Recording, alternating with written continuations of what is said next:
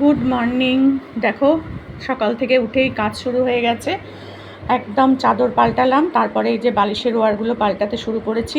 চাদর পাল্টানোর সময় camera on করতে ভুলে গেছিলাম। আর যা গরম না, আমি এত শরীর খারাপ লাগছে তোমাদেরকে কি বলবো।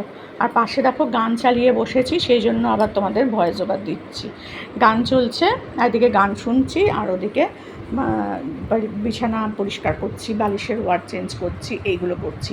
আগের সপ্তাহে তো বাড়ি ছিলাম না, আগের সপ্তাহ এই সপ্তাহতেই আর কি বাড়ি ছিলাম না, মেয়ের বাড়ি গেছিলাম। সেই জন্য আর টাদরগুলো পাল্টানো হয়নি, তাই জন্য এসেই আবার কাজকর্ম শুরু করে দিতে হয় আমার। কি করব বলো, আর ধুলোবালি থাকলে আমি একদম শুতে বসতে পারি না। আর ভল্টু থাকলে তো জানোই, যা খাবে তাই বিছানার ওপরে, ঘরের মেঝেতে সেই প্যাকেটগুলো ছড়ানো, এই সেই তাই থাকে। সেই জন্য আজকে একদম ঘরদোর পরিষ্কার করতে বসে পড়েছি সকালবেলা ঘুম থেকে উঠে। তো চলো বিছানাটা পরিষ্কার করে নিই।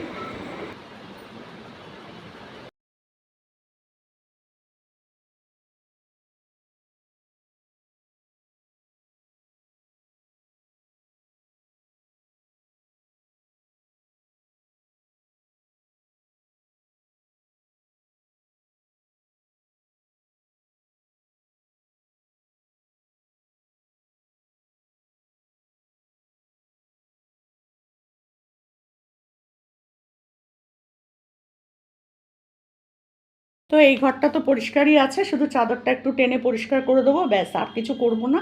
এটা এরকমই থাকবে। আর চলো বাইরেটা একটু দেখি।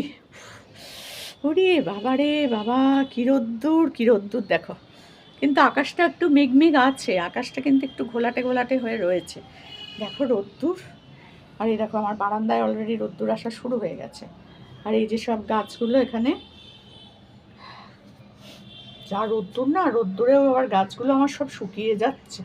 তারপরে বাবা কি করব বলো। এই দেখো এখানে আবার একটা তুলসী গাছ হয়েছে, এই যে দেখো কি সুন্দর হয়েছে তুলসী গাছটা, ভাল লাগে না? আর এখানে একটা নয়নতারা গাছ হয়েছে, আপনা আপনি হয়েছে, কিন্তু আমি কিন্তু পুঁতিনি এই গাছগুলো। আর এই দেখো এটাও ওই রকমই হয়ে রয়েছে। আর জবা ফুল আজকে আর তো ফোটার কোনো ব্যাপার নেই। আজকে নয়নতারা ফুলও বেশি ফোটেনি, মাত্র দুটো, আর এইটা একটুখানি ফুটে রয়েছে, ব্যাস তিনটে, আর ফোটেনি গো।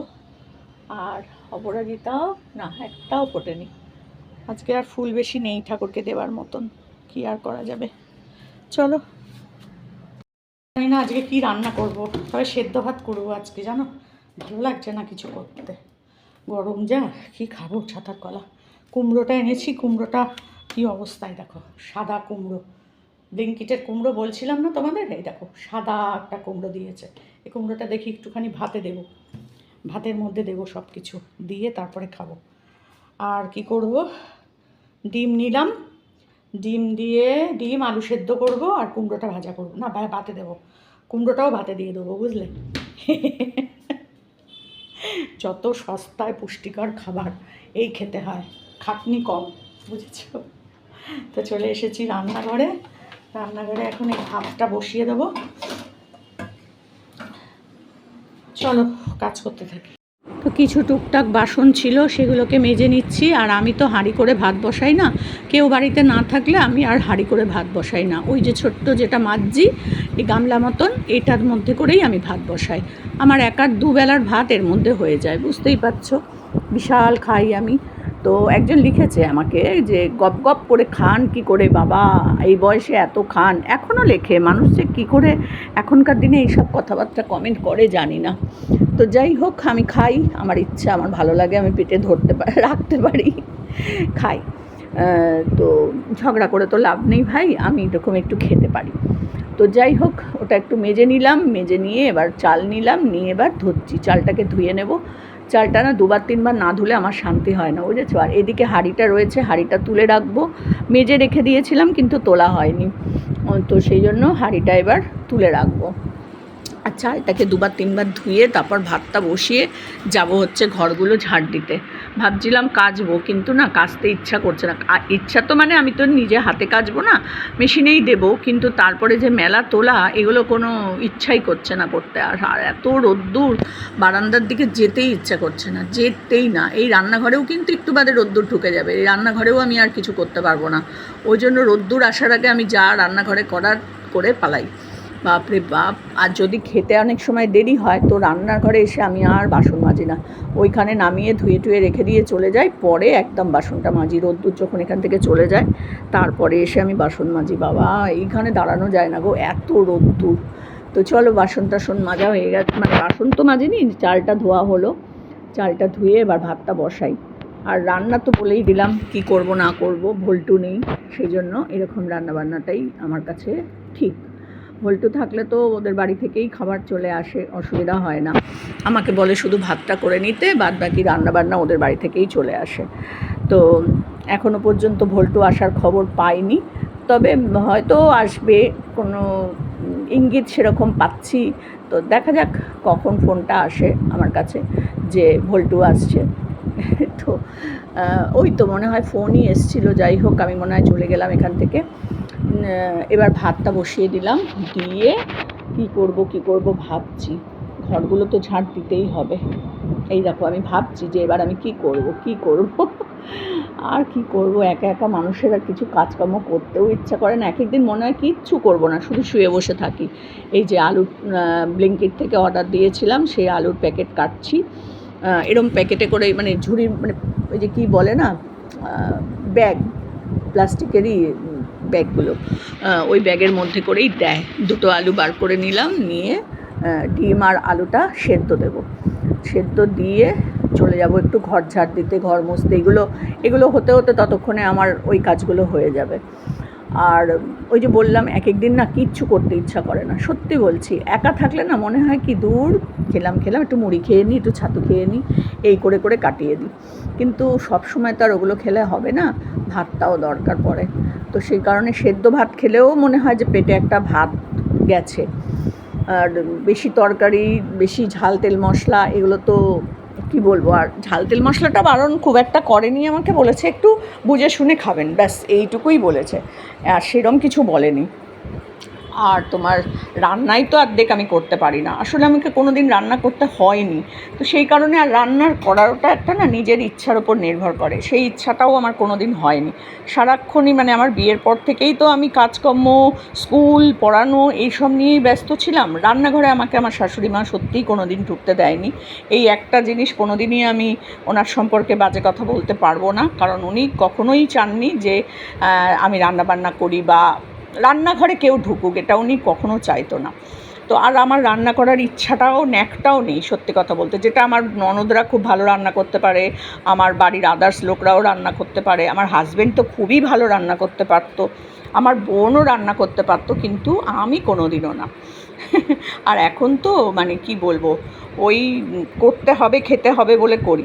আর সব সময় বাইরে থেকে অর্ডার দিয়ে খেতেও ভালো লাগে না, হোম ডেলিভারির রান্না তো খুব একটা ভালো লাগে না। এই আর কি।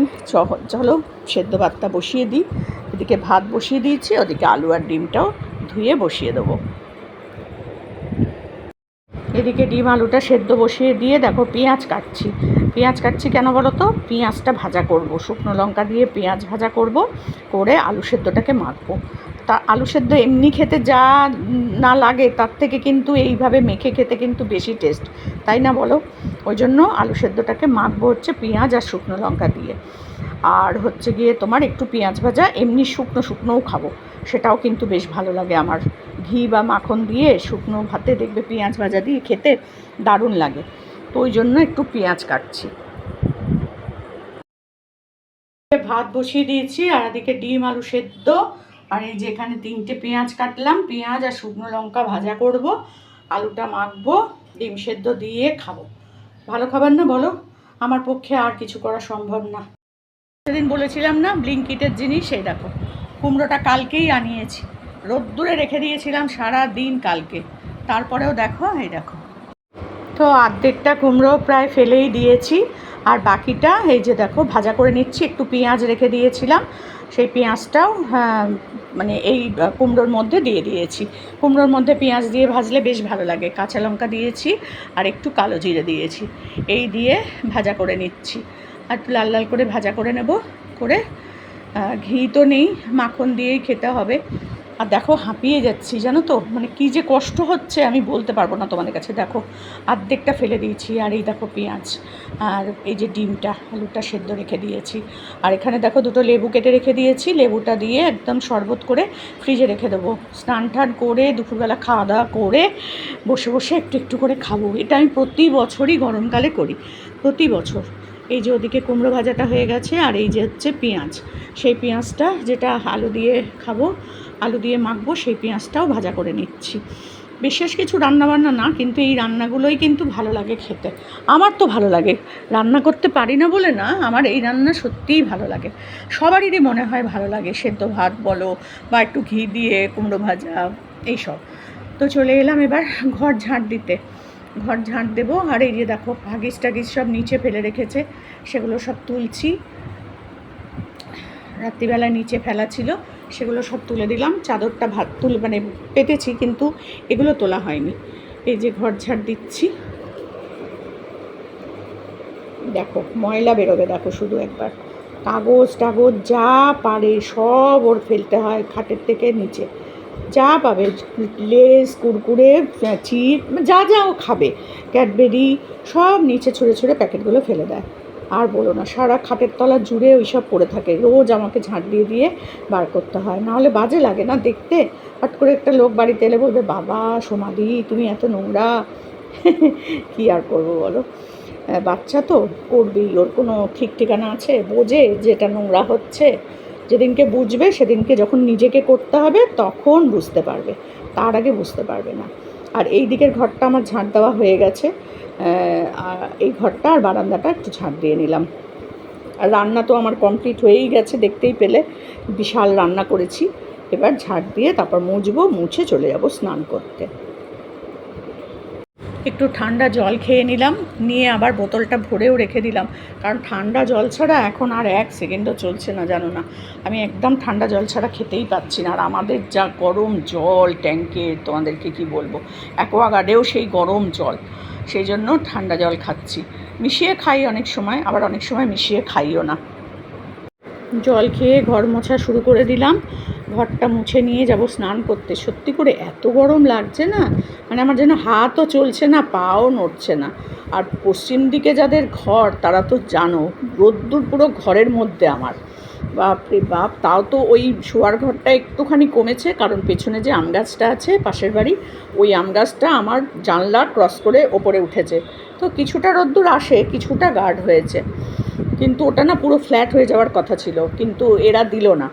অর্ধেকটা ফ্ল্যাট হলো আর অর্ধেকটা ওই বাড়িটা পড়ে থাকলো। পুরোটা যদি ফ্ল্যাট হয়ে যেত আমার ভালো হতো, আমার রোদ্দুরটা অন্তত কমে যেত, হয়তো একটু হাওয়া কমতো, তাতে কিছু যায় আসে না, কিন্তু রোদ্দুরটা তো আমার কমতো বলো, ঘরগুলো একটু ঠান্ডা হতো। ওরে বাবা রে বাবা, মানে কপাল, এগুলো সবই কপাল, জানো তো। আমার কপাল সত্যিই খুব খারাপ, খুবই খারাপ। তো যাই হোক, কপাল খারাপ থাকুক ভালো থাকুক, এভাবেই বাকি জীবনটা কাটিয়ে চলে যাব। আর কি আছে বলো তো, আর কটা বছরই বা বাঁচবো। তো বাইরের দরজাটাকে খুলে রেখেছি, খুব সুন্দর হাওয়া আসছিল, সেই জন্য একটু খুলে রেখে দিয়েছি। আর ওইখানে দেখো একটা ব্লিঙ্কিটের ব্যাগ রাখা আছে, ওর মধ্যে এই যে কাগজপত্র ঝাঁটটার দিয়ে যেগুলো পেলাম সেগুলো সব তুলে রেখেছি। আর সব সন্ধেবেলার পর, মানে রাত্রিবেলায় বের করে রাখি, আগে রাখতাম, এখন আর রাখি না। এখন যখন আসে বেল বাজায়, বেল বাজালে বাইরে বার করে দিই, ওদের ড্রামে দিয়ে দিই একবারে। আর ওটাকে ওখানেই রেখে দিয়েছি, বাইরে রাখলে তো বিড়ালে একেবারে ছড়িয়ে দেবে। কষ্ট হচ্ছে, আর পাচ্ছি না গো, জানি না আর কতদিন। তবে হ্যাঁ, তোমরা বড় লোক রাখতে, কিন্তু লোক রেখে আমার কোনো লাভ নেই গো। আমি এক সময় ভাবি যে একটা লোক রাখি, একটা লোক রাখি, কিন্তু কি বলতো, লোকটা রাখলে এই যে মেয়ের বাড়ি চলে যাব, এদিক ওদিক চলে যাই, তখন ওই খালি পয়সা দিতে হবে। আমার সত্যিই এত পয়সা নেই, তো সেই কারণে আমি নিজেই করি। কষ্ট হয় ঠিক কথা, কিন্তু খুবই খুবই মানে কষ্ট হয়, কিন্তু কিছু করার নেই আমার। সেই কারণে আমি নিজেই করি, একটু কষ্ট হচ্ছে, কিন্তু নিজে করে নেওয়াটা ভালো, শরীরও ভালো থাকবে কাজ করলে, বুঝলে, মনের জোর বাড়াতে হবে। বাবা, একটা লাল পিঁপড়ে কামড়ালো পায়ের মধ্যে।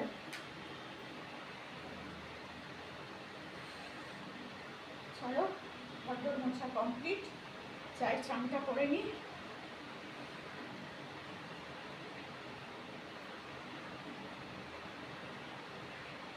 ভালো করে ঘর মোছা হয়ে গেল। কালকে বল্টু ছিল, কালকে আমার ঘর মোছা হয়নি। আজকে ভালো করে ঝাঁট দিয়ে সব ঘর মুছে নিলাম, ফিনাইল দিয়ে একদম মুছে নিলাম। এবার চান করে নিই, রান্না হয়ে গেছে, এবার চানটা করে নেব। তো চলো চান করে আবার তোমাদের কাছে আসি। গুড আফটারনুন, চলে এসেছি আজকে আমার দুপুরের খাবার নিয়ে। আজকে কি খাবার বলো তো? এদিকে দেখো মাখন ঘি শেষ হয়ে গেছে, এখানে হচ্ছে কুমড়ো দিয়ে পেঁয়াজ দিয়ে ভাজা, ডিম সেদ্ধ, এখানে আলু সেদ্ধ, তোমার পেঁয়াজ শুকনো লঙ্কা দিয়ে মাখা, পেঁয়াজ ভেজেছিলাম শুকনো লঙ্কা দিয়ে, সেটা মেখেছি, আর একটু পেঁয়াজ ভাজা তুলে রেখেছিলাম শুধু খাবো বলে। ভালো লাগে না খেতে? তোমরা কে কে খাও অবশ্যই জানাও। আর এই হচ্ছে আমার ঠান্ডার জল। তো চলো